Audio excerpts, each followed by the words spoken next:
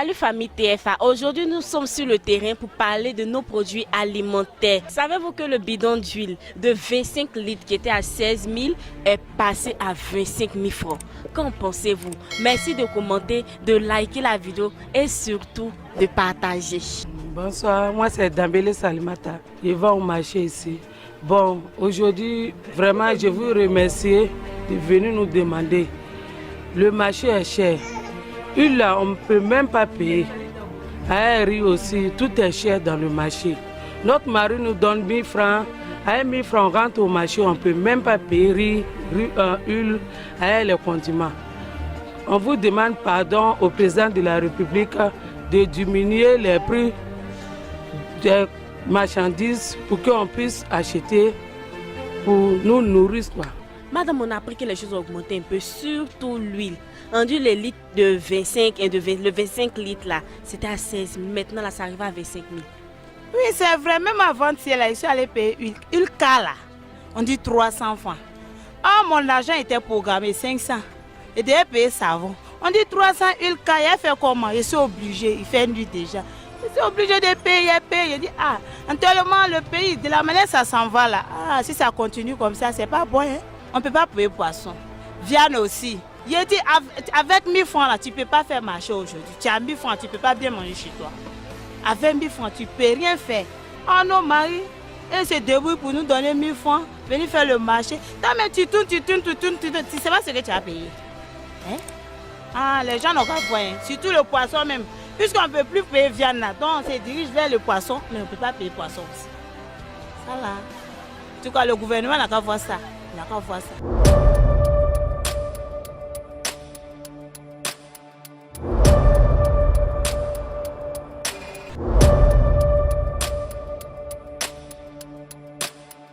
Avec la flambée des prix des denrées alimentaires, je pense que nous tous nous faisons le constat. Moi-même, en tant que président de la plateforme TFA qui milite justement pour la transformation locale de nos matières, je fais aussi la même constat de cette flambée des prix.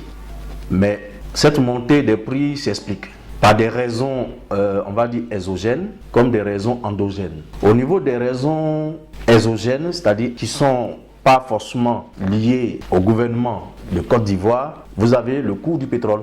En septembre 2021, le monde entier a parié sur un prix du pétrole qui allait connaître une baisse. Nous étions à 63 $ la baril, 74 à peu près, et d'un commun accord, tout le monde proclamait déjà la baisse du prix du pétrole. Nous abordons 2022 avec une crise donc en Ukraine.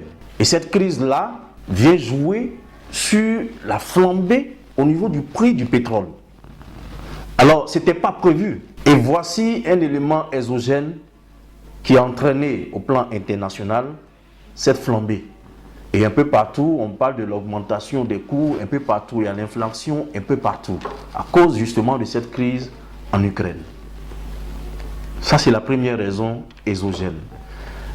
On va dire la seconde raison que je pourrais ici évoquer, c'est le programme dans lequel se trouve la Côte d'Ivoire. Nous sommes dans un programme qu'on appelle PPTE. Vous vous en souvenez que nous avons dans le temps appelé l'attention du gouvernement pour dire cette PPTE-là va nous créer des problèmes à l'horizon. Pourquoi? Parce que justement, le PPTE demande à l'État de Côte d'Ivoire de mobiliser des ressources sans faute pour assurer donc la réalisation des travaux que nous voyons aujourd'hui. Donc le PPTE, ce n'est pas de l'argent totalement abandonné, mais c'est de l'argent qui sert à la Côte d'Ivoire au travers des réalisations des projets. Nous n'avons donc pas le droit de manquer un seul rendez-vous de cette forme de remboursement qui nous bénéficie, on va dire, un peu.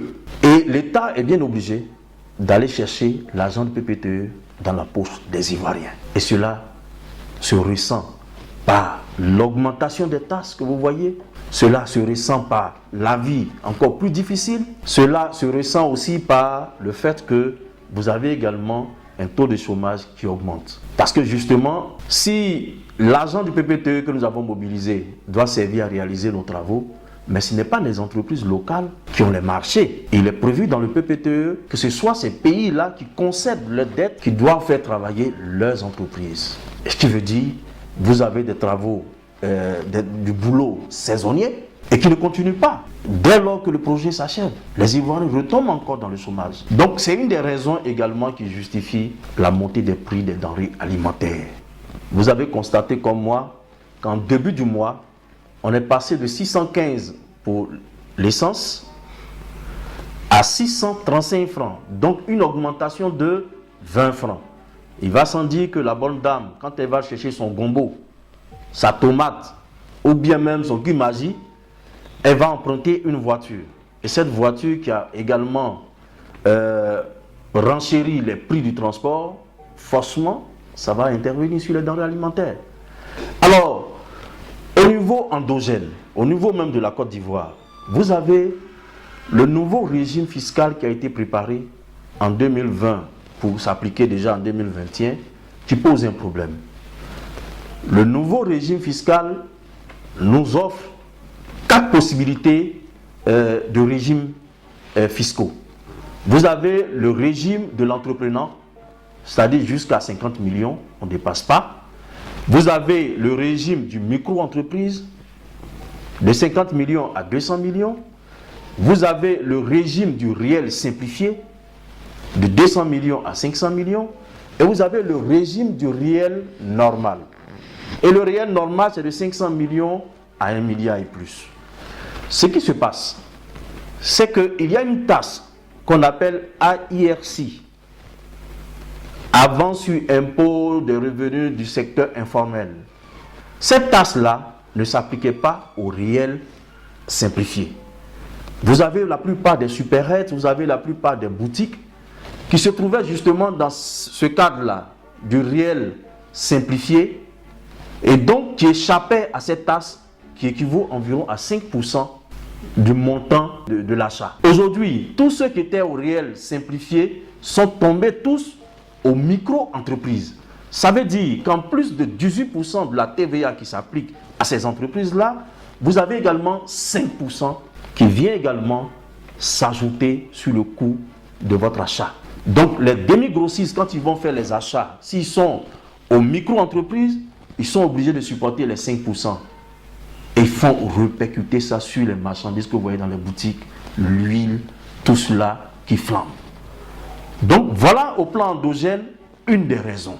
Si on veut continuer au plan endogène, vous avez également la crise du Mali. Quand les pays de la CEDEAO décident de boycotter un État, alors que nos États aujourd'hui sont liés, la mondialisation oblige, il va sans dire que nous allons subir également les conséquences. Donc la crise au Mali fait monter les prix également en Côte d'Ivoire. Le poisson de Bamako, aujourd'hui, on ne peut plus l'acheter. La viande, le prix est en train de grimper parce que justement, c'est le Mali qui nous fournit la viande et bien d'autres produits. Voilà quelques raisons endogènes qui expliquent donc la flambée du prix sur le marché. Il y a également le coût de l'endettement. Aujourd'hui, nous sommes à 17 675 milliards de dettes. Et quand vous prenez les dettes jusqu'à ce niveau, il va falloir rembourser. Où allons-nous trouver l'argent pour rembourser? C'est dans la poche de chaque Ivoirien, bien sûr. Et ça va entraîner l'augmentation des impôts, ça va entraîner les augmentations de toutes parts. Voilà, il faut que très clairement les Ivoiriens comprennent que l'endettement d'un État repose sur chaque citoyen. Et nous avons fait un petit calcul. Les 17 675 milliards de dettes de la Côte d'Ivoire supposent donc que chaque Ivoirien doit 500 000. Même l'Ivoirien qui n'est pas encore né, il doit déjà 500 000. C'est une des raisons fondamentales qui entraîne donc l'augmentation des denrées alimentaires sur le marché.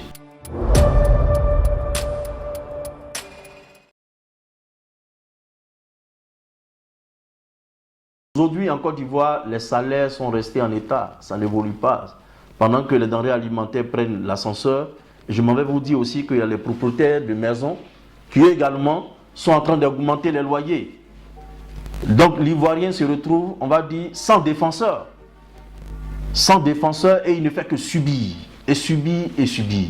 Même nos coûts de communication ont connu cette augmentation. Alors je comprends donc l'amertume des Ivoiriens et je comprends que les Ivoiriens, en tout cas, crient leur ras-le-bol. Mais, au niveau de la plateforme TEFA, nous militons pour la transformation locale de nos matières premières. Et depuis toujours, nous avons attiré l'attention de nos gouvernants pour leur dire il faut déjà commencer à transformer localement la plupart de nos produits pour nous permettre donc d'engranger beaucoup plus de ressources pour éviter justement ce que nous sommes en train de subir. Parce que si nous avions déjà installé toutes les usines pour transformer le cacao, on aurait récolté près de 24 000 milliards. Alors la pression fiscale allait peut-être diminuer. Aujourd'hui, avec le manque à gagner du Mali, qui ne vient plus avec ses nombreux camions en Côte d'Ivoire au niveau du port, le gouvernement garde le cap au niveau des impôts et au niveau de la douane. Le même objectif leur est imposé. Alors comment vont-ils s'arranger si ce n'est que d'augmenter les prix, d'augmenter le taux de taxation, d'augmenter à tous les niveaux? Voilà la difficulté dans laquelle nous nous trouvons.